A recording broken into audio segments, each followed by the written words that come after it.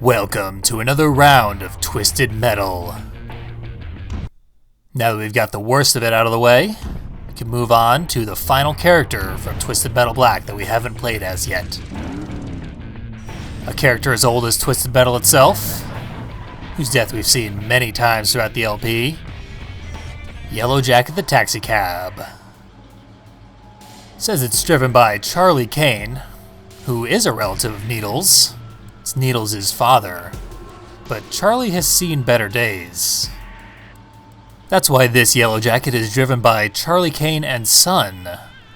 At 8 years old, Charlie's son is the youngest driver in the tournament, and he's going to provide us with something we've been missing lately, an opening cutscene. Last year, everything was perfect. My dad drove this cab.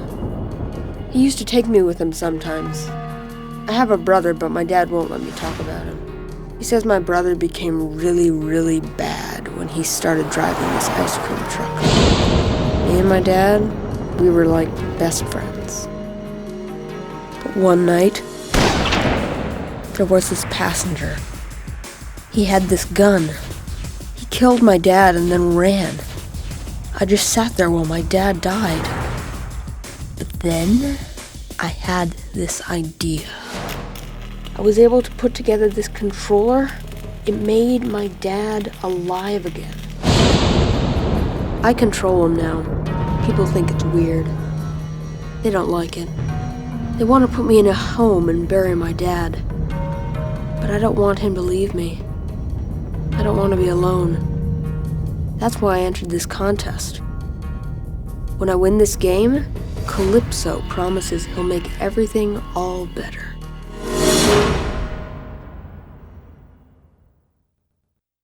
Quite a tragic fate has befallen Sweet Tooth's father and nameless younger brother. Maybe Calypso will make it all better, but I don't like their odds. At the very least, though, they'll be having fun at the Carnival of Darkness. Perfect place to go when you're related to a demented clown. Now, right away, things are going to get pretty damn hectic. Yellowjacket's special is those series of spikes protruding from it. And if we make contact with another vehicle, they automatically fire into them, which deals increased damage. We can also fire them manually, but it's not a good idea. We've broken away from the immediate threats. Unfortunately, all the fun rides that are scattered around, not for us. And that right there is why I can no longer use the gas can at point-blank range like I always love to do. Deals max damage to both your target and yourself. It's our first time playing as a light vehicle on Lost, and we're going to face death pretty quickly, if we're not careful. And that barrel roll there was courtesy of Axel's special. The physics in Lost are kind of like what happens when you mod a game with ragdolls to get the maximum weightlessness, so that they just go flying all over the damn place. Really returns a lot of the classic Twisted Metal feel that many people felt was missing from Black. Haven't seen Crazy 8 Special in a while. You can see it's always purple now, sort of like the Enhanced Special was in the first game. Oh god, somebody booby-trapped the clown. Looks like most of the denizens of the Twisted Metal universe are coulrophobic. And for good reason. Getting almost flung on top of the big tent by Axel's special once again made me realize there's a pickup up there. So I'm gonna go check that out. Never realized that before. Just get a running start.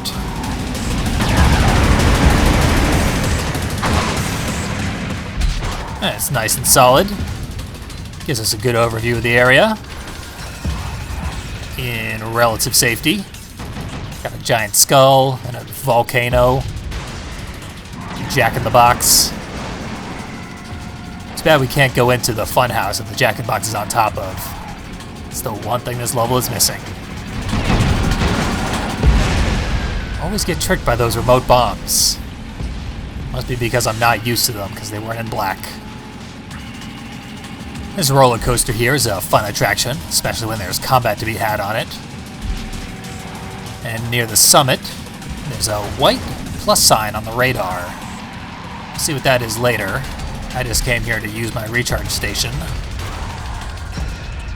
Just below the summit is this little platform. Doesn't serve a lot of purpose, but Crazy 8 found us and hit me with a special again.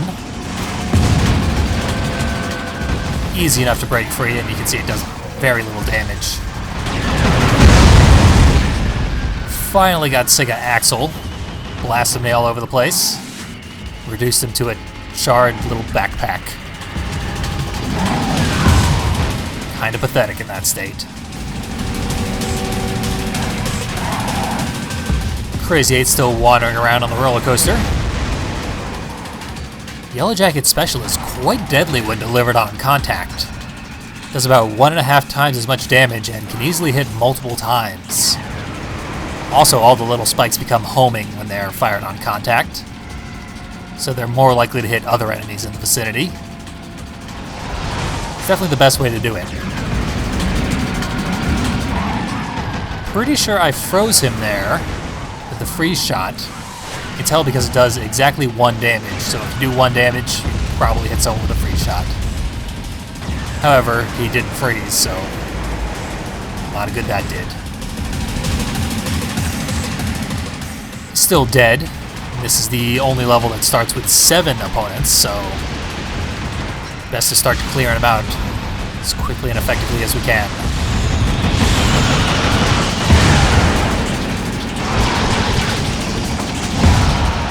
Trying to pump another special into Outlaw here. Stopped him just before he hit another popular Carnival attraction, the Teleporter. That's what the plus sign was indicating. Sort of sent us to a random spot. Didn't have any use for, but it would have been a lot safer than teleporting back, that's for sure. That pathetic little sparkler there is what happens when you fire the special normally. Projectiles cover a very small area and do not home when fired that way. Still, in a pinch, I was able to use it to take out Warthog when he was badly damaged. Do the final 9 damage I needed to kill him. With him out of the way, we can make for the eyeball of the skull, which contains a somewhat difficult to collect health pickup. Enemies almost never go for that one at least, so it's pretty much all ours, and health pickups respawn pretty quickly in this game. An ad there for one of the local freaks in their freak show, I guess. Woman with no body. Exciting stuff. One of the ads is for Lobster Boy, who was a real-life freak. Check him out on Wikipedia, maybe. He murdered somebody. We can't go to the freak show ourselves, though, so we'll have to settle for wrecking up this skeleton. And everything else here inside of the Skull Island attraction.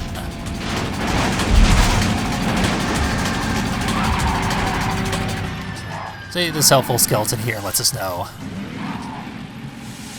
Too bad we can't smash him. We can ride his broken down pirate ship back over to the vicinity of the roller coaster, where we spend most of our combat time here. It's actually a bit more to see in the area, but not too much. This only seems larger than the other levels because it's a little more spread out. About time for a little family reunion. And thanks to a few charges of our special, just pinning our bumper up against Sweet Tooth made a real pincushion out of him. Took him out really quickly. The free shot is a very effective way of actually injecting the special into an opponent, unless you get frozen yourself. I've been able to confirm off camera that the ricochet does double damage if it bounces off something before it hits an opponent. Did the same in black, but now its base damage is so high that it's actually pretty significant if you manage to pull that off. The multiplicative effect may well continue on repeated bounces. I haven't been able to test that yet. There's only 2 enemies remaining now. We're doing pretty well. This level was quite a daunting challenge the first time I played it. But once I got used to the layout and the very rapidly respawning health pickups, it became pretty easy to cheat my way through it. I did, however, discover that if you restart this level after losing all 3 lives, you start with only 1 life, which is a nasty surprise.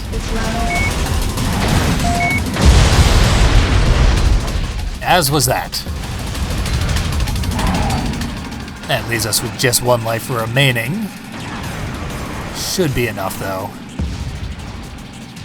Unless I get hit with a long series of incredibly damaging attacks from Mr. Grimm. I even got hit by his sight somehow.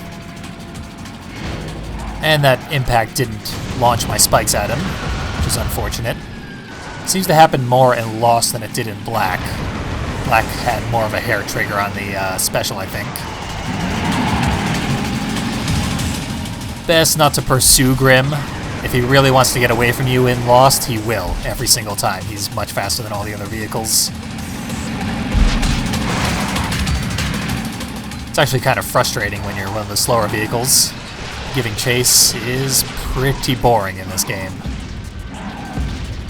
Right now, the teleporter has left us on top of the giant skull monument. It's the only way to get up there. There's no real point to being up there, but it is neat. I'll grant it that. Frozen Grimm should be a nice, easy target for the special. And ultimately he was. Softened him up nicely for the killing blow, and leaving only Outlaw to be annihilated without a fight.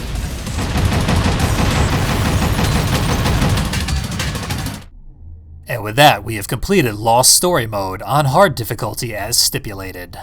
This has unlocked something called Gold Tooth, and we can press X to receive the reward we were promised. Before we collect our reward, though, there's the matter of Yellowjackets Prize from Calypso.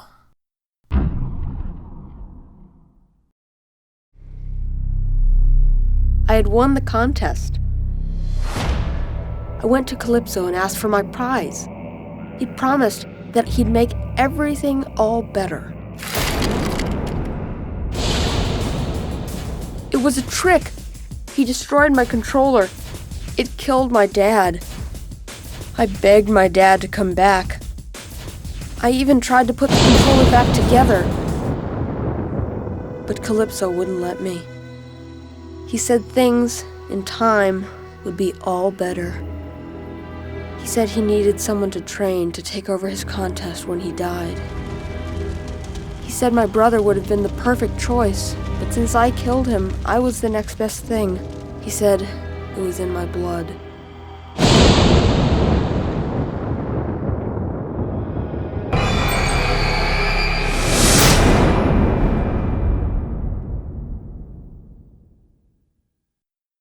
Turns out all Calypso wanted was to make Sweet Tooth an inherited title for the last surviving member of the Kane family.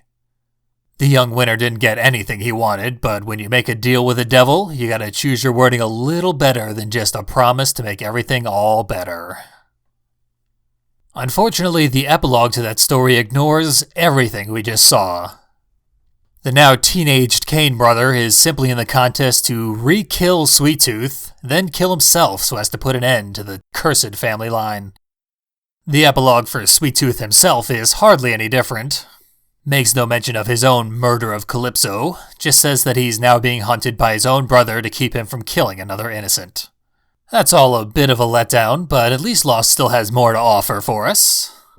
If we return to where we completed story mode, we'll find the medium difficulty unlocks. And these don't unlock if you complete hard mode. You do have to complete the game separately on both difficulties to unlock everything. Now that I've done that, 12-pack is playable and we have access to a new level, the Death Port. It also unlocks an incomplete version of the posthumously written note that inspired the creation of Twisted Metal Lost, which is what we'll be seeing right now. The language here is kinda suspicious, calling them the supposed deceased game makers. I think what they wanted to say was the letter supposedly written by the deceased game makers. It reads, "We are disappointed, misspelled, to hear of your decision to keep the world from seeing the last of our work. We beg of you, show them all what we have done. Show them our last earthly deeds. If you doubt our existence, look to the dark past for proof that we are who we say. For in this dark past you will find proof that we know what the future will bring." After that is 6 pretty much illegible signatures, and an important note that is unfortunately obscured in the medium difficulty ending. So if we turn to the cutscene we unlocked in hard mode, we can see that last part says, "The truth lies in the greenery of Paris." To the left, the truth is revealed. This is why we have come back, to let you know what awaits. So the real truth that they're not going to tell us is that there never was 6 deceased team members, and we'll never know why Harbor City was cancelled or if it even existed in the first place. I don't know what those signatures there are actually from, but the most legible one appears to say Edwin Arden, who was a stage actor who died in 1918. Clearly this has all been an elaborate setup for a treasure hunt. Seems like a trip to Paris would be a little pricey just to figure out what this note is trying to tell us. Luckily though, there's a hint in the earlier part of the message that would render that unnecessary. The note makes repeated reference to a dark past, which happens to be the name of another bonus feature on this disc. If we go into the bonus materials on the main menu, we'll see a documentary titled Twisted Metal: The Dark Past. This is a series of interviews with the developers of Twisted Metal discussing interesting tidbits throughout the history of the series, like how it almost became a pizza delivery game and other fun facts. I'll be sure to post a link in the video description so you can watch the entire documentary if you so choose. But what we're interested in here is what the note was hinting at. If we fast forward to their discussion of the iconic collapse of the Eiffel Tower in Twisted Metal 2, did you catch that? There was a brief flash of numbers on the left-hand side of the screen. Betcha I could figure out what those numbers are trying to say, but there's not nearly enough there to form an actual message. What we have to do is scour the entire documentary for 5 more brief flashes of numbers, then collect them to get the full translation. What these coded messages all work out to say is, Twisted Metal is coming on PS3. Because this is how they chose to announce the Twisted Metal remake that would be released 4 years later. Ultimately, it was just a cute little gimmick to force people to watch the documentary, which I didn't mind doing myself, and excitedly ponder what the next Twisted Metal installment had in store for them. The documentary itself sort of bids a fond farewell to the Twisted Metal series towards the end, so it's something of a pleasant surprise that they actually intended to continue it. How that continuation turned out is a bit controversial. I've never played it myself though, so I will withhold judgment. What's important now is that we're almost done with this Let's Play. In the next and final video, we'll explore all the content we just unlocked by completing Lost Story Mode.